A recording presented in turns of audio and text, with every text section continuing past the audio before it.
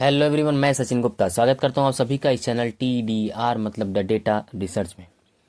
आज जो हम इस वीडियो को रिकॉर्ड कर रहे हैं तब तक सेंसेक्स तकरीबन 0.7%, बैंक निफ्टी तकरीबन 0.6% और निफ्टी 50 तकरीबन 0.7% का बढ़ चुका है। तो क्या ये जो मार्केट बढ़ रहा है आज की डेट में जो मार्केट बढ़ रहा है, क्या ये बाउंस बैक है या सिर्फ एक ट्रैप है? इसको समझने के लिए कुछ डेटा को समझना होगा। चलिए उस डेटा के बारे में हम लोग बात कर लेते हैं कि क्या ये मार्केट जो इस वक्त बढ़ रहा है वो एक ट्रैप है या बाउंस बैक लिया है मार्केट ने। तो उसके लिए कुछ डेटा को देखना होगा, उसके लिए समझना होगा कि क्या इसमें ज़रूरी है, क्या चीज़ें ज़रूरी हैं। जैसे बड़े इन्वेस्टर्स जो होते हैं, जिसे FII बोला जाता है या फिर DII बोला जाता है, ये लोग अभी मार्केट में पॉजिटिव हैं या फिर अभी भी मार्केट में निगेटिव हैं, इसको समझना बेहद ज़रूरी है।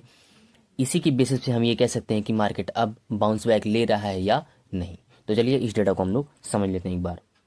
तो अगर बात करें FII जो फॉरेन इन्वेस्टर होते हैं, उन्होंने कितने बाई किए हैं और कितने सेल किए हैं इस फरवरी मंथ में।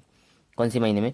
फरवरी महीने की बात कर रहे हैं। सिर्फ फरवरी मंथ में कितने बाई किए हैं शेयर्स, उन्होंने कितनी करोड़ के शेयर्स बाई किए हैं और कितनी करोड़ के शेयर्स सेल किए हैं, उसके बारे में थोड़ा सा देख लेते हैं। तो 1 फरवरी को 1,327 करोड़ का सेल, 3 फरवरी को 3,958 करोड़ का सेल, 4 फरवरी को छोटी सी क्वांटिटी में उन्होंने शेयर बाई किया, मतलब 809 करोड़ के शेयर बाई की। 5 फरवरी को 1,682 करोड़ के सेल, 6 फरवरी को 3,549 करोड़ के सेल, 7 फरवरी को 470 करोड़ के सेल, 11 फरवरी को 4,486 करोड़ के सेल, 12 फरवरी को 2,463 करोड़ के सेल। और टोटल अगर देखने की कोशिश करेंगे तो 17,129 करोड़ रुपए का सेल इन्होंने किया है सिर्फ फरवरी महीने में। मतलब 1 तारीख से लेके 12 तारीख के बीच में उन्होंने 17,129 करोड़ रुपए के सेल कर दिए। बहुत बड़ी बड़ी क्वांटिटी में यहाँ पे सेल किया गया है, जबकि एक छोटा सा क्वांटिटी बाई किया गया था 4 फरवरी को। उसके बाद सब कुछ रेड वाला जो देख सकते हैं वो सब के सब क्या हैं? सेल हैं। बाकी एक थोड़ी सी क्वांटिटी बाई की गई है। लेकिन इतने सेल करने के बावजूद भी क्या अब मार्केट पॉजिटिव रिएक्ट कर सकता है या नहीं? क्या लगभग सारे शेयर्स जो हैं वो बेच चुके हैं या नहीं? इसके बारे में समझने के लिए एक रिपोर्ट को देखना जरूरी है। वो रिपोर्ट हम दिखा देते हैं आपको। एक यूरोपीय इक्विटी रिसर्च फर्म है जिसका नाम है BNP परिबास एक्सन है। उन्होंने कहा है कि अभी भी इतने सेल करने के बावजूद भी अभी भी FII के पास तकरीबन $800 बिलियन का भारतीय शेयर अभी भी इनके पास है। अगर ये फिर भी इन सब शेयर्स को इतना सेल करने के बाद भी अगर इसको सेल करते हैं तो बहुत $800 बिलियन, तकरीबन $800 बिलियन, आप समझ सकते हैं कितना ज़्यादा क्वांटिटी होता है, ये कितने ज़्यादा पैसे होते हैं $800 बिलियन। अगर अभी भी ये लोग इसको सेल करने की कोशिश करेंगे तो सीधी सी बात है कि मार्केट अभी भी बहुत तेजी से नीचे की तरफ गिर सकता है। क्योंकि 17,000 सेल, 17,100 कुछ हमने पिछले पेज में देखा, 17,000 कुछ था। उतना सेल करने के बाद मार्केट इतनी तेजी से गिरा है।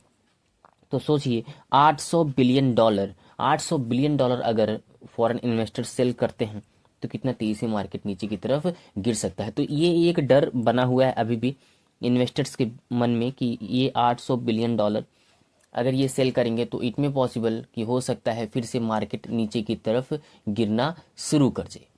इसी रिपोर्ट में ये जो BNB परिवार सेक्शन है, इसी ने जब रिपोर्ट निकाला तो उन्होंने कहा कि 2014 से लेके 2020 तक यही फॉरेन इन्वेस्टर्स के पास तकरीबन भारतीय शेयर का तकरीबन 20% था, जो 2024 में घटकर 16% हो चुका है। ये 16% सुनने में लग रहा है भले ही 16%, लेकिन अगर आप देखने की कोशिश करेंगे तो सिर्फ 4% का भी आपको माइनस दिख सकता है। लेकिन ये 4% बहुत ज़्यादा होता है, क्योंकि $800 बिलियन अभी भी है। 20% रखने के बाद भी 16% है, लेकिन फिर भी इनके पास $800 बिलियन, सोच लीजिए कितने रुपए का इनके पास क्वांटिटी रहा होगा। फिर भी अगर ये सेल कर रहे हैं, मतलब FII सेल कर रहा है, तो इसको बाई कौन कर रहा है या मार्केट में सस्टेनेबिलिटी जो बनी हुई है उसको बनाने में जो सबसे ज़्यादा महत्वपूर्ण भूमिका निभा रहे हैं, तो उनका वो कौन निभा रहा है? वो है DII, डोमेस्टिक इन्वेस्टर जो है, डोमेस्टिक इंस्टीट्यूशन जो है, वो लोग इम्पॉर्टेंट रोल प्ले कर रहे हैं मार्केट को सस्टेन रखने के लिए, मार्केट में सस्टेनेबिलिटी बनाए रखने के लिए। एफआईआई इतनी होल्डिंग रखने के बावजूद भी, एफआईआई अभी जो फिलहाल 800 करोड़ का, 800 बिलियन डॉलर का आपने देखा है, इसके बावजूद भी वो जो एफपीआई है, एफपीआई जिसे बुलाता है, ये फॉरेन इंस्टीट्यूशन इन्वेस्टर्स हैं, ये फॉरेन पोर्टफोलियो इन्वेस्टर्स हैं, ये इनकी तुलना में अभी भी इनके पास शेयर्स जो हैं वो कम हैं। फिर भी ये लोग बड़ी बहुत ही इम्पोर्टेंट रोल प्ले कर रहे हैं इंडियन शेयर मार्केट को अप या डाउन करने में। अब एक रीज़न ये नहीं समझ आता कि ये लोग इतनी इतनी ज़्यादा क्वांटिटी में आखिर शेयर को सेल क्यों कर रहे हैं। तो उसके पीछे एक रीज़न है और वो है बॉन्ड यील्ड। बॉन्ड यील्ड जो आया है ये एक इम्पॉर्टेंट रोल माना जा रहा है, इम्पॉर्टेंट रोल प्ले कर रहा है मार्केट में एफआईआईस को निकल कर बाहर जाने में। फॉरेन इन्वेस्टर इतनी ज़्यादा क्वांटिटी में शेयर्स को सेल कर रहे हैं, तो इसमें बना के सस्टेनेबिलिटी कौन रख रहा है? डीआईआई, डोमेस्टिक इन्वेस्टर जो हैं उन्होंने शेयर की क्वांटिटी को सस्टेन कर रखा है। और बदले में जो आईपीओ आ रहे हैं वो भी कुछ ना कुछ मार्केट में रोल प्ले कर रहे हैं इंपॉर्टेंट, जिसकी वजह से सस्टेनेबिलिटी पड़ा हुआ है, नहीं तो फिर मार्केट तेज़ी से नीचे की तरफ गिर सकता था। तो हमने वीडियो की स्टार्टिंग में ही बात किया था कि क्या अभी मार्केट ऊपर की तरफ जा सकता है या नहीं। तो ये कहना थोड़ा सा कॉम्प्लिकेटेड होगा, क्योंकि यहाँ पे एफआईआई के पास अभी भी बहुत ढेर सारे क्वांटिटी, मतलब 800 बिलियन डॉलर की क्वांटिटी पड़ी हुई है, जो एक बहुत ही बड़ी अमाउंट होती है। तो अगर इसको सब सेल करेंगे तो फिर से वही दिक्कत आ सकता है कि मार्केट नीचे की तरफ गिर सकता है। क्योंकि उसके पास एक दिक्कत, सबसे बड़ी दिक्कत खड़ी हो रही है, वो वही खड़ी हो रही है बॉन्ड यील्ड की। इसे अगर ख़त्म किया जा सकता है, इसे रोका जा सकता है, इसमें कुछ अगर चेंजेस किया जाए तो पॉजिटिव रिएक्ट कर सकता है। अदरवाइज मुझे नहीं लगता कि ये मार्केट ऊपर की तरफ जाना चाहिए। खैर, मैं ये भी बता देना चाहता हूँ कि मेरे कहने पे आप किसी भी शेयर को बाई, सेल या फिर होल्ड करके न रखें। अपना खुद का रिसर्च, अपना खुद का एनालिसिस ज़रूर करें, उसके बाद ही किसी शेयर को बाई करें, सेल करें या होल्ड करें। चलिए मिलते हैं अगली वीडियो में, तब तक आप स्वस्थ रहिए, मस्त रहिए, अपना, अपने परिवार का और इस देश का भी ख्याल रखिए।